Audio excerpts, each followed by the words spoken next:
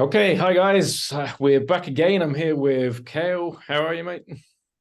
I'm good. I always like the ill-fated strongman podcasts. We were like, we're doing them in like 2 weeks in. It's we had to take like a month break because that's how podcasts go. It's the That's what hardest, easiest thing to do in the world. yeah.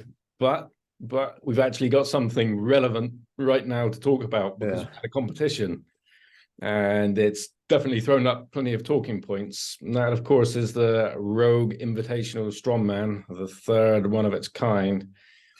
I will start by saying that clearly there was a lot of problems, and we're going to go through this event by event and discuss it. And a lot of it is going to be highlighting where there's issues.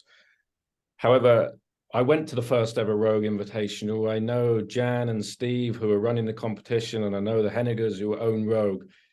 These are good people that do a lot for the sport. Arnold Strongman Classic, all those guys have been involved for a long, long time and really progressed the sport. The first Rogue Invitational I went to was excellent, really excellent. Of course, there's a few teething problems, but for a first one, it was top class. And we can't forget the money that they're providing. They're putting up for these strongmen, which again, for all the problems that there's been, everybody's got paid. So we'll bear that in mind as we go through and look at this. That I think in future, hopefully, they learn from it and they improve. So with that being said, Carol, we kicked off with the deadlift. Bobby Thompson and Trey Mitchell, I think, equal first on that event. What's your thoughts on Mhm. that event to begin with? I don't think the strongman like walking up and down the stairs. Um, you know, especially like I saw that looked harder for Trey going back down the stairs than doing the deadlift. It's every strongman's worst nightmare is a bunch of stairs. So it's like maybe it could be built into the side of a hill or something, and they have like an elevator. It looks cool, I think, but it seems like the look of it, like there's so much wood around it, you can't really tell what is going on. I like that it's different. I like the idea of it. It's so big, which is cool, but it seems like for how big and how much is going into it, it could look cooler. I like that it's kind of like a little different. It's like on a path, it's not on a, Mm, it's almost like lifting in like a Smith machine or something, like, yeah, which really threw some of the athletes off. You really have to be patient at the bottom.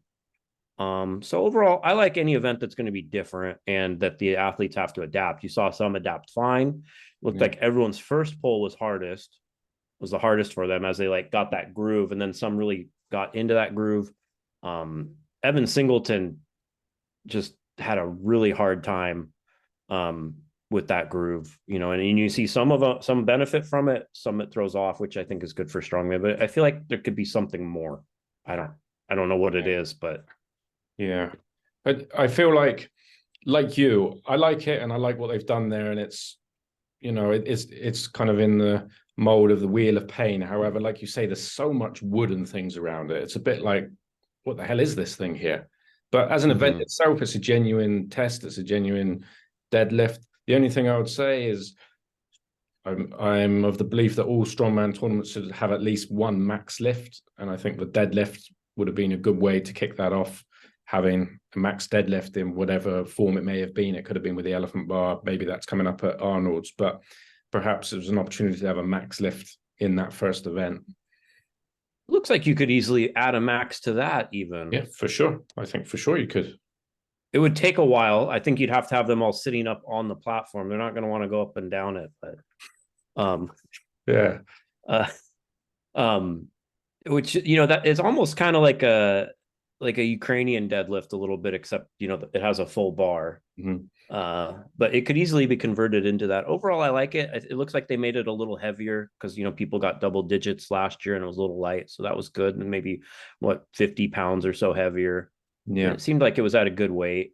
Weren't they planning on doing like a max axle? Because I know like some events changed. That wasn't a Yeah, I mean, max, so that was we'll part of get a into that. medley. But yeah, there was Axel, which I think was the event people were most looking forward to because we don't see it so much anymore. And yeah, Yeah. we'll get to that. Unfortunately, it was pushed out. And of course, just quickly on that, Mateus came last or joint last. He didn't get a rep. It's kind of what we all know about Mateus at this point, that he's always going to be in trouble on a deadlift event, and this was no different. Yeah, and they've definitely the static lifts have seemed to mess with his head more, even though he looked, as we'll get to, in like the traditional old school events, he looked on a complete other level than every other athlete. Yeah. Um, but to zero out on the deadlift again, it's always tough. playing catch up, isn't it? And it's always tough from that point. Yeah, so good start, particularly Bobby and Trey, which meant we went into this sled pull. They call it the iron ball. Earlier in that day, there'd been a video put out of Brian Shaw there testing it, and there was clearly issues over the weight. And Brian, or between everybody there, had decided they needed to add a rope because it was just too difficult. So there were teething problems in the morning before the event, which is already concerning. Now, Mateus was first up, and Mateus was probably always going to be the guy most likely to win that event. He's got a track record of being excellent at those, and sure enough, he did it, but he got it going. However, it kept stopping, which is very unusual for a pull event. Usually, once you get the thing moving, if you've got the strength there, it keeps going. But even Mateus, stopping, starting, stopping, starting. After that, there was a pretty much pattern of it appearing to be more difficult to get going, even over the first meter or so, where usually you can drop body weight into it, things like that. Now, it was slightly different to other events, pull events that the guys are used to. There's a lot of talk that perhaps there was friction issues, wood on metal, and there was moisture between all the rain, there being dampness. What's your thoughts on it? To your eye, did it look like something was off with the actual equipment? Well, something was off. It's hard to say if it got harder or, for as the athletes went, because Mitchell Hooper went almost last and still got second in the event. He did have a different technique. Yeah, he was the exception to the rule. Yeah. So he throws it in there, and he's also the current winning everything guy. So maybe he could just overcome it. But I think using friction, it's very easy to say now, is tough for consistency, especially, I've been out to Texas and Austin a lot for different strongman events, the humidity and the weather can just swing like crazy around there. And when we're talking about wood, like the humidity can throw stuff off, and it changes so quick there. And especially as it goes back and forth, the wood could even heat up on the ramp. Maybe that's going to affect it. I'd say it's a good thing to let's not. I think on a smaller scale, if you're looking from a CrossFit point of view, you have a smaller implement. You're not trying to make it so heavy. It's possible that they thought that this could be done without a rope in the first place. Shows that it wasn't, like, the math wasn't mathing on how they thought. Yeah, it was just a botched event. And what I saw is it was almost like a train track, looked like it was on like a big, like I-beam, kind of rounded metal up there. And they were joined with bolts like at every 15 meters. And it looked at right there where there was that join. I mean, if you're talking about something that heavy and there could just be this teeniest little gap where there's just an edge, it's just going to dig into that wood along the whole way. And it's, it could gouge it. It could change it the whole way. It's one of those events I really wish I could be there just to like look. I think if you're there looking at it, it would make a lot more, you'd be able to see a lot more. But yeah, it needs something like that. It needs to be on some sort of bearing or small wheel with some other resistance built in. It looked kind of cool. I don't think it looks cooler than like a plane or a monster truck or something. Yeah. But Rogue can't show that they built a plane, or maybe they can. I don't know. Yeah, that was kind of my perception, that the pool event in Strongman to me is always probably the best spectacle of all. And I thought that Rogue could create their Rogue lorry, the guys pull any number of things. I think Rogue could put out there that the guys pull, and they got the space out there. That was the thing for me. It was a format that's not broke a pulling events that they quite easily done. And to be fair to them, they are a cool event, but there's a long history of vehicle pulls being off at very memorable moments in the sport. Like this isn't a uncommon thing. They're hard to test. The slight, like they could test it here, the slightest incline. I mean, I just had clients at a contest like the other day, and like no one moved the truck at all at like a local level show. And this happens constantly. And they're like, oh, we tested it at the gym. And I'm like, yeah, but at the event, it's a whole different surface. The littlest incline will make it go from doable to impossible. It's really unfortunate Trey got hurt. I hate to see that. I've known Trey since he just, he was right, in amateur level and stuff, and he just looks like he's like just on the cusp of being like, like he's already right there top 5 at every show, but he looks like he's like the cusp of being able to win shows like this, win worlds. Obviously he's won the Shaw Classic, and that's the takeaway on this. It looked like the track was weird. It was a mess. There's no way to salvage it. But I think that probably single moment is what has done Rogue most damage, is that whether or not there was issues with that event, the fact that Trey got injured and people already thought the event wasn't working right, then it moves into the territory of people like, well, you're not thinking about the athletes here, and you put them in danger, and that's where I think it's really cost them dear. Yeah, and there's been torn Achilles on vehicle pulls that work perfectly fine too. It's very strenuous. Like look at the position your body's in on the little tendon right there. And Trey looked very big this contest too, which sometimes when there's big swings in body weight, you see athletes, sometimes when they lean way down, they get hurt more. Sometimes when they get a lot bigger, you're still getting used to however your leverages are and everything. It's pretty common for there to be a big injury in a sport. It really sucks, especially I think Trey is, his how quiet mannered and just strong and everything he is really becoming a fan favorite, and people hate to see it. I definitely hate to see it. And, to see that he's probably out for a good year and he's going to miss out on, America's Strongest Man's in like next week. And, that is a $25,000 prize money, first place for it. We got, Arnold coming up, all these shows that people want to see him at. Yeah, I think the best he can hope for is the next Rogue, isn't it? Yeah, probably. That's a tough one to come back from. Yeah. I mean, I echo what you say. I'm a big fan of Trey, and having met him as a person, he's a great guy, and just wish him well and wish him a comeback. I spoke to him briefly and wished him all the best. And he seems fairly positive, considering it's just head down and get on with it. He's got great family, great people around him, so I think he will. But yeah, terrible shame, really disappointing. Trey was my pick to win the overall tournament, as you say. He came in big, he came in serious.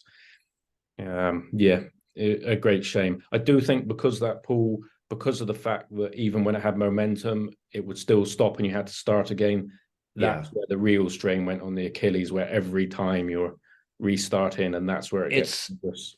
Yeah, it's like the start. Every pull's like the start. That's really hard. Which is good in a way, but it just probably it needed to be a bit lighter, or like grease the tracks, or just some sort of bearing system. I've seen similar setups that had like resistance within the wheels on a bearing, and they worked well. And like you can make it even like I've seen them where they're like here in America we have these silly things with like monster truck pulls where they pull a sled and it gets heavier as it goes. People do stuff like that, and like that system works. There's different ways to make resistance. It's just this isn't it. And also the attachment point. I was watching this and I rewatched it. Because you notice Mitchell Hooper, he stayed upright and just used his arms and kept his hips, so he was like this, which is contradictory to everything you're supposed to do in a vehicle pull. And Bobby Thompson did this too, which are both coached by Big Laws. And he was saying that on the commentary go low, but I think he texted them and be like, "Hey, I think you got to use your arms," because they both had the similar technique. And if you look at it, the attachment point to me looked really low. So I think it was digging it down into it. Where if you're trying to pull it up higher, you're going to not get as much friction if you're elevating it a bit. But so it was a shame. It did look good, but other than that, it was a mess. Mateus, great performance still. It shows that he's somewhere back to near where he was. And you've got to give it to Mitchell Hooper. As you say, he was the one guy that didn't follow the order of getting worse and worse. So if there was a problem with it, he was able to overcome those issues with equipment and still get second. So got to give a lot of credit there to those two in particular. Yeah, and Mateus said it was like the heaviest thing he's ever pulled. So that tells you something. He's pulled more vehicles than everyone else there probably combined. So yeah, exactly. And then we went from that event into the arm over arm. What the Rogue call that one? Coaster. Roga coaster. Yeah, okay. Arm over arm, I call it. But yeah, I like an arm over arm in strongman. Takes me back to some of the older days when we had that more often. And I always remember the boat being pulled up out of the water and things like that. It's a good event. I think the kind of distance of it, the time it takes to complete is good. It's heavy enough that there's good separation between athletes' times. It's clear who's really in which order. Mateus, once again, we know Mateus for, zeroing on the deadlift. There's just some events that he's probably the best we've ever seen in some of these. He's just so far ahead of everybody. And, we can look at the times compared to last year. It's unbelievable how much better he is. So a good showing from him, yeah? Yeah, he looked incredible. And I like the event, but doing an arm over, going from like a vehicle sled pull to an arm over arm, it's a little strange. They're very similar in a way. But overall, I like the event. It has that roller coaster feel. It's clicking the tracks as you go up, gives it like a larger than life look. And it seemed to work fairly well. The Mateus just absolutely blistered it, 27.95. Next closest was Stoltman at 33.08. And they said Lisi's did it in 31 or 32 previously. Again, he said that was the heaviest arm over arm he's ever done. Yeah. Well, he said he trained it heavier in training, but it was hard because you had to every one, it's a dead stop. Yeah. But yeah, I think it's a good event. I like the sandbags fall out, probably looks cool in person. Yeah.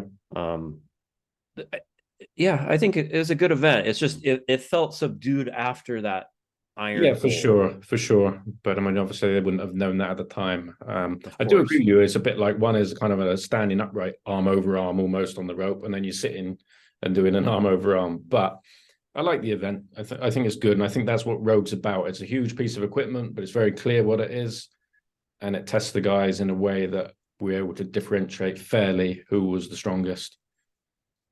Yeah, it's a solid one. It looks like, just pretty. Yeah. It looked like Hooper was going to lose it there for a little bit, but he went. He came through.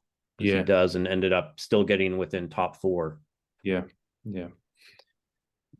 Then really the weather took over, but here's the thing about the weather. Everybody knew that the weather was coming. I get lots of messages kind of in the week before big tournaments. Probably the main thing people were saying to me is, oh, look at the weather. There's no kind of excuse. There was no surprises about the weather. So as soon as you know it's going to rain from a week before and it's an outdoor tournament, surely you are making contingency plans for that. But it appeared that Rogue, for whatever reason, absolutely did not, it's just kind of bizarre, isn't it? Well, yeah, and it's also the area. It's not like this is an uncommon thing. There's there's thunderstorms constantly in Texas, and it was in Austin, right? Yeah, over in that area.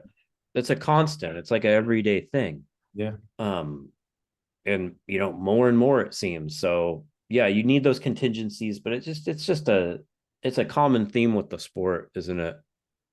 Just the weather just messing everything up. We had that, 2020 Worlds where they had to do it. They ended up doing it all inside, and there's a hurricane coming through. There's been a couple of the OSGs recently, people still driving into the eye of a storm as it happens. It's just right. It's just you definitely need contingency plans, because it's not especially when you're in an area that has inclement weather constantly like that. It's just a question of how did they not, with the experience of the people there running it. That's what I can't fathom. How did they not?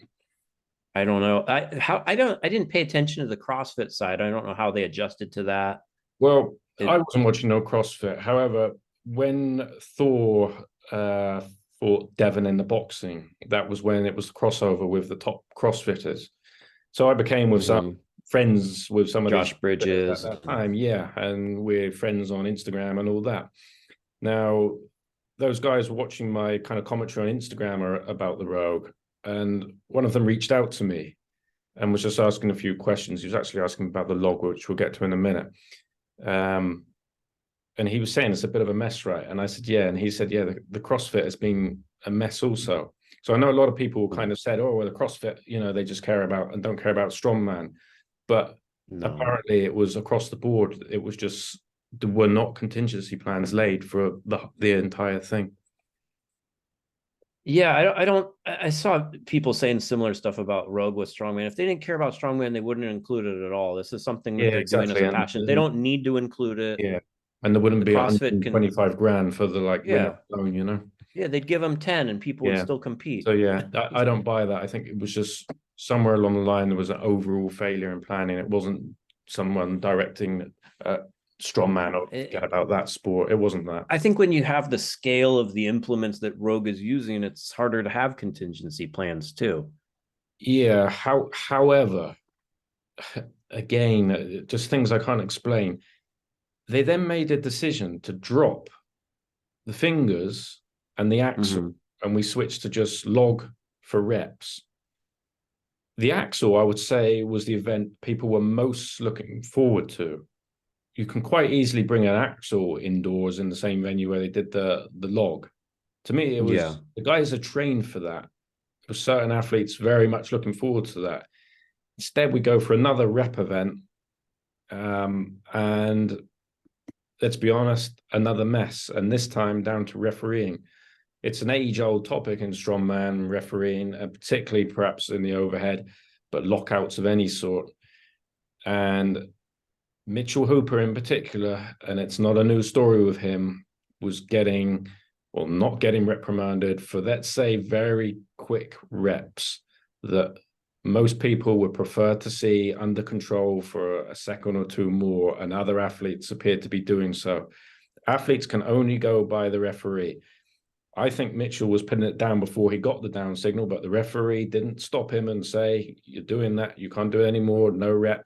He just got on with it. So he didn't do anything wrong, but the refereeing was totally inconsistent through the athletes. And when they're on a time limit and it's for reps, that can be a huge factor. What was your view on it? Yeah, I just watched it.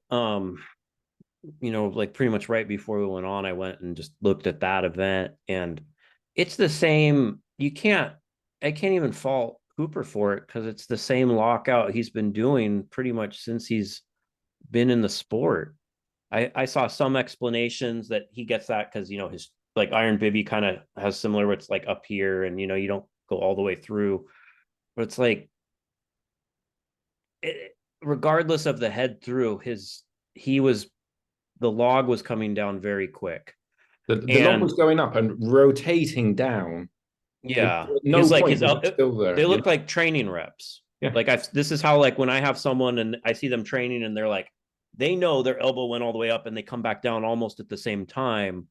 I tell them, hold your lockouts for a 2 count to get used to how strongman is judged, because, the Arnold Classic I've seen, with when doing the Austrian Oak or the Feather, they make them hold it for at least 1 or 2 seconds, and there's a lot on the line and he's just doing it. And if you don't get called, keep doing it. I can't, like, for me, I've always liked and, applauded Novikov for doing, kind of that borderline kind of, is it a lockout? Is it, I'm like, hey, he got away with it. He's crafty. And Mitchell Hooper is very crafty. So I can't talk negatively about him for doing something that I've applauded Novikov for over and over.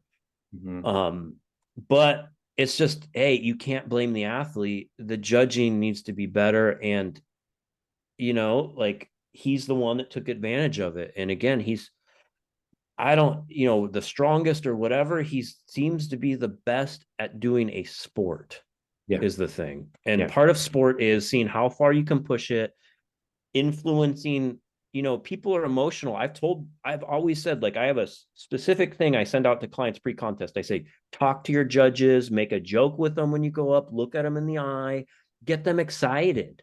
And I think everyone likes him. Yeah. And not even a fault to them. I think they're just like, this guy's amazing. He is amazing. He does so well. I think they like him. So they're just a little more ready to work with him. Yeah, and now he's got those titles, Arnold's and Worlds. It's more difficult for referees Yeah, that it gets harder and harder.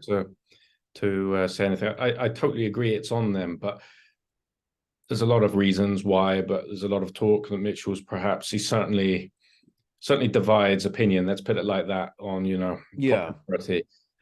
I see quite understandably, there's been a lot of comments on his social media and on Rogues about his reps not being legit, which he has answered back to. But of course, then that pits him into arguments with fans. That also doesn't. There's no reason. No. But that also, I agree. But that also doesn't help him. And No. this is, as we say, it's not his fault. It's the referees causing this problem. But all this becomes a cycle then where fans get disillusioned, and fans automatically are always going to look at the athletes doing it and have a problem with the athlete more than the referee. Sure, yeah. People think if someone's cheating, they get irritated at them for cheating. But the point of a sport is to see with how much cheating you can get away with. You're trying to win $126,000. Yeah. I'm going to cheat. I've done things in my career where I know, like, I'd wear, like, on a deadlift, I'd wear like black baggier shorts so you can't tell the hip as much. It's just little things. You do it. Like, But we've got Jan Todd, Steve Slater, Magnus Van Mag, all these people there. I think it was a different qualified referee. people. Yeah, these are qualified people that understand, and we've just seen this again. So that's the most disappointing thing. We've got some of the best people there, and it's just still happening. He had a similar issue on, like, the monster bell at Worlds. Those were, I was just looking at that and I just had to shake my head. That's not something I'd ever call as a down call. What I saw, he's like this, like he's in like a bent press pretty much. But so it's a thing that it's not like one judge is giving him these calls. It's a cross judging. It's across the sport. It's at Giants Live. It's at Worlds. It's at the Arnold. It's at, different federations.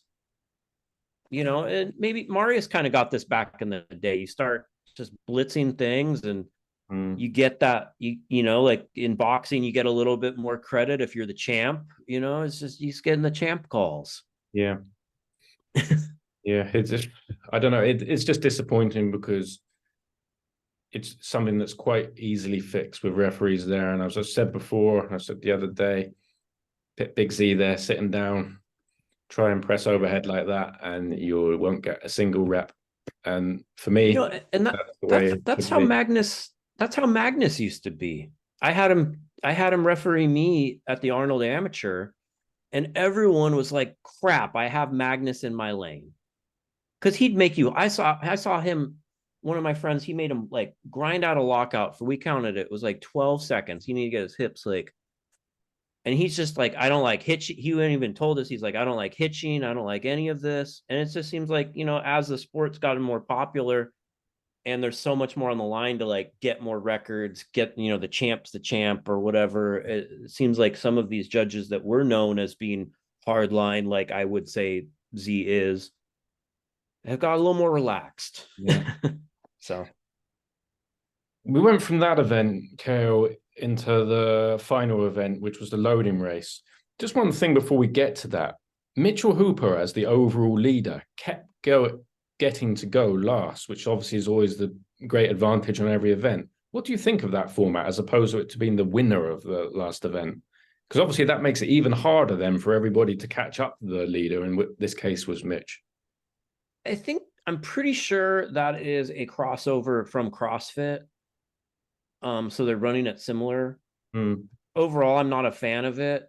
Because what, it kind of makes it for a more boring contest. Like, because I think CrossFit really, they have longer events. Like they do more events. Like this is only 5 events. I know it was supposed to be 6, right? Yeah. But like, I don't like with just 5 events. CrossFit will do like 12, 15 events over a weekend. So it's more like a test of endurance. And if you can be that consistent the whole time, you're rewarded more for it. And they're also not usually doing it individual. There's going to be like 5-10 people in the last heat. So it's not as big of a deal if you go last. So I think it's something that doesn't transfer over. I am a fan of the event winner being rewarded for it. Cause then it's like, when you go last every time, it's so easy to just chip at what you need to do. It's such an advantage. Especially when it's events for reps. It's not a max. We didn't have a max in it. Okay? I need 8 reps to get this many points, and if I can do 9, and I mean, or something like like he put his shoe down on the sled pull to know he needed to right where he needed to go. Like same thing. Yeah. And he looked like his head was going to pop off doing it. So he like, but yeah, I'm just not I'm not a fan of that format. Then going into the duel was one of the stranger events I've. So the final event, they've had the last 2 years, the Invastones, which is a great event, a variation awesome of the Invastones. Great event. If it ain't broke, don't fix it. A great event. And they put on loading 3 sandbags, which were, I don't know, 5 meters from the thing they were going to throw it in, where the winner was going to finish in 20 seconds and everybody around that time. And apparently they were told there would be a 3, 2, 1 countdown and then a buzzer, and then that's when you go. But at the same time in the stadium, on the loudspeaker, the guy was shouting 3, 2, 1, go. Mitchell Hooper went on the go. Mateus saw him go and quickly went. Everybody else waited for the buzzer to go and went. 20 seconds later, Mitchell had loaded it all up. 25 seconds later, about everybody had thrown 3 sandbags. It was probably the most underwhelming final event for a major strongman competition I can remember. Yeah, and also I watched it like 3 times right now just because it was so hard. It was so quick. The camera angles were not great to see what was going on. And like I'm looking, it says like 17 and a half seconds was first place here, and last was like 23.38. The sandbags were not heavy enough, the distance was not long enough for anything to be really decided on other than who's best at transitions and and timing the announcement, which I saw Hooper go on the 1 when I watched it. But here's the thing, it's hard to know when that 1 was, or like when the here's the thing about like that. When I was there, I remember the tannoy system echoing around that stadium. I know the Stoltmans put out a video from the crowd, one of their crew filmed, and it was like 3, 2, 1, and Mitchell was running. If you watch that same on the Rogue, it goes 3, 2, 1, go, and then Mitchell goes. I believe that discrepancy, it was because the tannoy is echoing around. I think he went on the go, but he was supposed to anyway go on the beat. But again, I blame this on the organizers. You can't have a guy shouting 3, 2, 1, go, and then a tannoy system, and it's just another kind of unbelievably poorly thought out event. It seems like they should have done that and then done like a max axe. Like there should have been like it seemed like, is it over? It was just very strange. And again, the 3, 2, 1 go thing, I'm pretty sure is another thing from CrossFit that doesn't transfer over to shorter strongman events, because CrossFit, there's shirts everywhere, 3, 2, 1 go. That's how it's said to start it. But if you're doing a 15-minute event, who cares if someone went on the 1 or the go? It's going to be pretty minimal consequences. But if the spread of the event is like 4 seconds between 10 points and 2, it could be everything. And I will go on. Yeah, but like Hooper did something very smart. He was the only person that went and picked up the implements and then turned to go with them, where everyone went around them. And that's something I've always said, like on kegs, you go to the side or in front and turn if it's a very short, quick thing like that. And he was very, very smart with it. It was almost surreal to go from such over-engineered events to the most basic. Yeah. It's something anyone could put together in a gym, just on a whim on a training day. Yeah.